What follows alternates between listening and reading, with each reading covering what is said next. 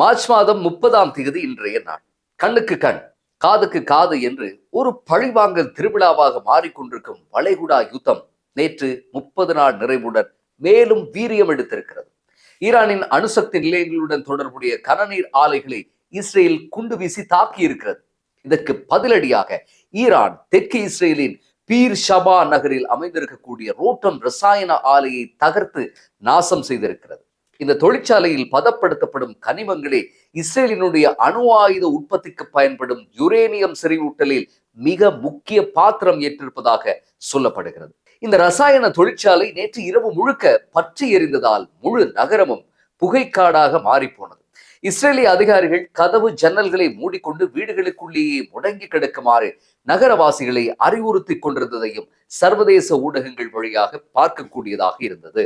ஆலை அப்பளமாக நொறுங்கியதால் ஏற்பட்டிருக்கக்கூடிய சேத விவரங்கள் உட்பட சூழலுக்கு ஏற்பட்டிருக்கும் தீமைகள் பற்றிய எந்த விவரங்களும் தெரிவிக்கப்படவில்லை. ஆனால் இந்த யுத்தம் ஒரு முக்கியமான கட்டத்துக்குள் நுழைந்து கொண்டிருப்பதையும் படிப்படியாக அதி உயர் இலக்குகள், அதாவது பொருளாதார மற்றும் பாதுகாப்பு சம்பந்தப்பட்ட இலக்குகள் குறிவைக்கப்பட்டிருப்பதையும் காண முடிகிறது. பறக்கும் ரேடார் என்று சொல்லி அழைக்கப்படும் இஎஸ் சென்ட்ரி என்று சொல்லும் அமெரிக்காவினுடைய நவீன விமானத்தின் வான்வெளி எச்சரிக்கை மற்றும் கட்டுப்பாட்டு விமானம் ஒன்றினுடைய பெறுமதி கிட்டத்தட்ட $500 மில்லியன் தாண்டக்கூடும். நமக்கெல்லாம் அது மிகப்பெரிய ஒரு தொகை. அந்த மாதிரியான ஒரு விமானம் ஒன்றை ஈரானினுடைய அதிநவீன ஏவுகணைகள் உருத்தெரியாமல் அழித்திருக்கின்றன.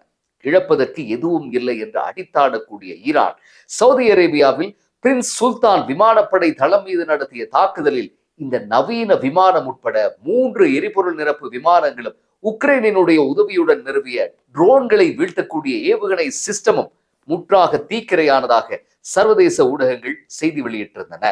இதையெல்லாம் பார்க்கும்போது நடப்பதெல்லாம் கனவா நனவா என்று நம்மை நாமே கிள்ளி பார்க்கும் நிலைக்கு தள்ளப்பட்டிருக்கிறோம். 2 அணு ஆயுத தேசங்கள் சேர்ந்து பொருளாதார தடைகளால் நொந்து வெந்து போன ஒரு நாட்டின் மீது தாக்குதல் நடத்தி அதன் ஆன்மீக தலைவரையும் கொன்றுவிட்டு இனி மேட்ச் முடிந்தது, எஞ்சியதை மக்கள் பார்த்துக் கொள்ளுங்கள் என்று சொன்ன பிறகும் இத்தனை போர்க்குணத்துடன் ஈரான் போராடுவதை தன்னம்பிக்கை கதைகளில் சேர்ப்பதா அல்லது மோட்டிவேஷனாக எடுத்துக்கொள்வதா என்றுதான் குழப்பமாக இருக்கிறது. ஒரு யுத்தம் ஒன்று நடக்கும் போது முதலில் கொல்லப்படுவது உண்மை என்று சொல்லுவார்கள். சரியான இழப்புகள் பற்றிய தகவல்களை பெறுவது என்பது சாதாரண விடயம் அல்ல. இந்த போரும் அப்படியான ஒன்றுதான். ஈரானினுடைய இழப்பு பற்றிய தகவல்கள் 4 டிஜிட்களில் இருக்கும் போது இஸ்ரேலினுடைய இழப்புகளோ நடிகைகளினுடைய வயது போல 25ஐயும் தாண்டுவதில்லை. ஆனால் அல் ஜசீரா உட்பட சமூக ஊடகங்களை பார்க்கும் போது, கொந்தளித்தபடி பேட்டியளிக்கும் இஸ்ரேலினுடைய மேயர்களின் தகவல்களை பார்க்கும் போது அவர்கள் சொல்லும் இழப்பு விவரங்கள் உண்மைதானா என்று சந்தேகம் ஏற்படுவதையும் தவிர்க்க முடியவில்லை. இதே போலத்தான் பல மில்லியன் டாலர்கள் பெறுமதியான விமான இழப்பு பற்றிய விவரங்களும். அமெரிக்கா எந்த கட்டத்திலும் பறந்து கொண்டிருந்த தம் விமானங்களை ஈரான் சுட்டு வீழ்த்தியதாகவும் எந்த ஒரு சந்தர்ப்பத்திலும் பகிரங்கமாக ஒத்துக்கொள்ளவில்லை. ஆனால் அதன் வான் அரக்கன் என்று சொல்லப்படும் F-35, F-16, F-18 விமானங்கள் பல இந்த போரில் அழிக்கப்பட்டிருக்கின்றன. குவைத் தவறி சுட்டதால் வீழ்ந்தது என்று முதல் 2 விமானம் வீழ்ந்த போது மறுப்பியிருந்தது அமெரிக்கா. அதன் பின்னர் விபத்துக்குள்ளானதாக சொன்னது. பின்னர் விவரம் சொல்வதை நிறுத்தி கொண்டது. அமெரிக்காவினுடைய பெருமையின் அடையாளமாக சொல்லப்படும் ஆப்ரஹாம் லிங்கன் 2 தடவை ஈரானின் ஏவுகணை தாக்குதலுக்குள்ளாகி தம் இருப்பிடத்தையே மாற்றிக்கொண்டு சென்றதாக செய்திகள் வந்தபோது அவையெல்லாம் போலி செய்திகள் என்றும் AI படங்கள் என்றும் சொல்லப்பட்டிருந்தது. அமெரிக்க பாதுகாப்பு தலைமையகமான பென்டகன் உத்தியோகபூர்வமாக மறுத்தது. ஆனால் பரிதாபம், பென்டகனுக்கு வந்த சோதனை என்றுதான் சொல்ல வேண்டும். டொனால்ட் ட்ரம்ப் சனிக்கிழமை உரையாற்றிய போது அனைத்தையும் போட்டு உடைத்து விட்டார். 17 வெவ்வேறு கோணங்களில் இருந்து ஈரான் தாக்குதல் நடத்தியதாகவும் உயிரை பிடித்துக் கொண்டு ஓடுவதை தவிர தம் மகத்தான கடற்படைக்கு வேறு தெரிவுகள் எதுவும் இருக்கவில்லை என்று பெரிய சைஸில் அலறி பென்டகனினுடைய முகத்தில் 1 கிலோ கரியை பூசிவிட்டார் ட்ரம்ப். நள்ளிரவு தாண்டி இருந்த ஒரு அகால பொழுதில் இந்த கப்பல் மீது சராசரியாக ஒவ்வொரு 32 வினாடிக்கு ஒரு ஏவுகணை ஏவப்பட்டிருப்பதாக தகவல் தெரிவிக்கின்றன. சேதத்துக்குள்ளாக இருக்கக்கூடிய ஆப்ரஹாம் லிங்கன் கப்பல் இப்போது குரோஷியா நாட்டுக்கு அனுப்பி வைக்கப்பட்டிருப்பதாக சர்வதேச ஊடகங்களில் செய்தி வந்திருக்கிறது. இதேவேளை இஸ்ரேல் ஈரானினுடைய யூனிவர்சிட்டி ஆஃப் டெக்னாலஜி என்று சொல்லப்படும் பல்கலைக்கழகம் மீது நடத்திய தாக்குதலில் அந்த பல்கலைக்கழகம் பலத்த சேதங்களுக்குள்ளானது. அமெரிக்கா என்னதான் 10 நாளைக்கு ஈரானுடன் யுத்த நிறுத்தம் என்று அறிவித்துக் கொண்டாலும் அவை மேல்பூச்சுக்குத்தான். இந்த தாக்குதலை அமெரிக்காவும் இஸ்ரேலும் சேர்ந்தே நடத்தியதாக ஊடகங்கள் தெரிவித்திருக்கின்றன. அதாவது ஒரே நாளில் இஸ்ரேலும் அமெரிக்காவும் இப்படி 2 பல்கலைக்கழகங்களை முற்றாக நிர்மூலம் செய்திருக்கின்றன. அதாவது ஈரான் தடை செய்யப்பட்ட கிளஸ்டர் குண்டுகளை தம் குடியிருப்புகள் மீது எறிவதாக மனித உரிமை நிறுவனங்களிடம் முறையிட்டுக் கொண்டிருக்கும் இஸ்ரேல் ஈரானின் பல்கலைக்கழகங்களை இப்போது இலக்கு வைக்க தொடங்கி இருக்கிறது. அமெரிக்கா வெளியே ஒன்றை சொல்லிக்கொண்டு சகல அனுசரணையும் செய்து கொண்டிருக்கிறது. இப்போது ஏற்பட்டிருக்கக்கூடிய பதட்டம் என்னவென்றால், இதற்கு பதிலடியும் இதே ரகத்தில் அமைந்தால் என்ன ஆகும் என்பதுதான். அமெரிக்காவினுடைய புகழ்பூத்த பல்கலைக்கழகங்கள் வளைகுடா நாடுகளில் எல்லாம் கடைபரப்பி இருக்கும் நிலையில் அவை ஈரானின் புரட்சிகர காவல் படையின் இலக்குகளானால் அது கற்பனைக்கு அப்பாற்பட்ட பேரழிவாக மாறும் என்று இந்த தாக்குதல்கள் நடந்த உடனேயே பலரும் இணையதளங்களில் தம் கருத்துக்களை பதிவு செய்திருந்தார்கள். சொன்னது போலவே IRGC, அதாவது ஈரானினுடைய புரட்சிகர காவல் படை, ஒரு அபாய எச்சரிக்கையை விடுத்திருக்கிறது. இந்த தாக்குதல்களுக்கு அமெரிக்கா இஸ்ரேலை திங்கட்கிழமை மதியம் 12 மணிக்கு முன்னர் கண்டிக்க வேண்டும். அத்தோடு பகிரங்க மன்னிப்பும் கேட்க வேண்டும். அல்லாத பட்சத்தில் வளைகுடாவில் இருக்கும் அமெரிக்க பல்கலைக்கழகங்கள் எல்லாம் தம் இலக்காக மாறும் என்றும், இந்த பல்கலைக்கழகங்களில் கல்வி பயிலும் மாணவர்கள், பேராசிரியர்கள், ஊழியர்கள் மற்றும் பல்கலைக்கழகங்களுக்கு அருகே வசிக்கும் மக்கள் எல்லாம் சில கிலோமீட்டர் தூரத்துக்கு அப்பால் சென்று விடுமாறும் ஒரு சிவப்பு எச்சரிக்கையை ஈரான் விடுத்திருக்கிறது. இதனால் பிராந்தியத்தில் மேலும் பதட்டம் அதிகரித்துக் கொண்டு செல்கிறது. பல்கலைக்கழகங்கள் எல்லாம் இழுத்து சாத்தப்படுகின்றன. இதேவேளை ஈரானுக்குள் நுழைய ஒரு அதிரடி ஆபரேஷன் ஒன்றை திட்டம் தீட்டி ட்ரம்பிடம் பென்டகன் வழங்கியிருப்பதாகவும், ட்ரம்ப் உத்தரவிடுவது மட்டும்தான் பாக்கி என்றும் அல் ஜசீரா உட்பட பிரபல இணையதளங்கள் செய்தி வெளியிட்டிருக்கின்றன. என்ன செய்வது, ஏது செய்வது என்று தெரியாமல் பெரும் குழப்பத்தில் இருக்கிறார். காலையில் யுத்தம் முடிய போகிறது என்று பேசுவார். அடுத்த சில நிமிடங்களில் ஈரான் தன்னிடம் வந்து கெஞ்சுகிறது என்பார். மாலை வேளையில் தன் நாட்டின் இராணுவ பலம் தெரியுமா, நாம் யார் தெரியுமா என்று கேட்பார். இரவில் செய்த பாவங்களுக்கெல்லாம் பிராயச்சித்தம் செய்யும் பக்தி மிக அடியான் போல கப்பல் தாக்கப்பட்டது, விமானம் எரிக்கப்பட்டது என்று உணருவார். அமெரிக்கா முழுக்க இந்த யுத்தத்துக்கு எதிராக இப்போது கடுமையான எதிர்ப்பு கிளம்பி இருக்கிறது.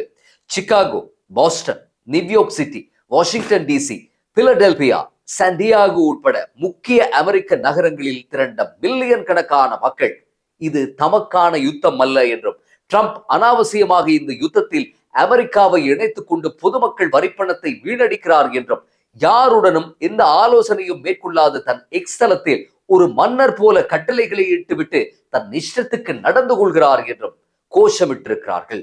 நோ கிங் என்று அங்கே ஆர்ப்பாட்டங்களும் போராட்டங்களும் வெடித்திருக்கின்றன. அமெரிக்கா இதற்கு முன்னரும் இப்படியான போர்களில் ஈடுபட்டிருக்கிறது என்ற போதிலும் இப்போது ஏற்பட்டிருக்கக்கூடிய இந்த மக்கள் எதிர்ப்பானது இதற்கு முன்னர் அமெரிக்க சரித்திரம் காணாத ஒன்று எனவும், இது போன்ற எதிர்ப்பு வியட்நாம் போருக்கு எதிராக மட்டுமே இருந்தது என்றும் சொல்லப்படுகிறது.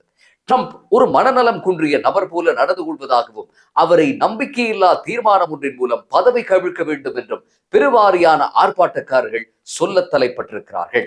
ட்ரம்பின் செல்வாக்கு நாளுக்கு நாள் இப்படி சரிந்து கொண்டிருக்கும் நிலையில் ஈரானின் பொருளாதார சுரங்கமான கார்க் தீவுகளை கைப்பற்றவோ அல்லது ஹோமூஸ் ஜலசந்தியை மீட்கவோ அல்லது ஈரானுக்குள் ஊடுருவல் செய்யவோ ட்ரம்ப் முனைந்து அமெரிக்க இராணுவம் பலமாக அடிவாங்க தொடங்கினால் ட்ரம்புக்கு ஆட்சி என்ற ஒன்றையே நகர்த்தி செல்ல முடியாமல் போய்விடும்.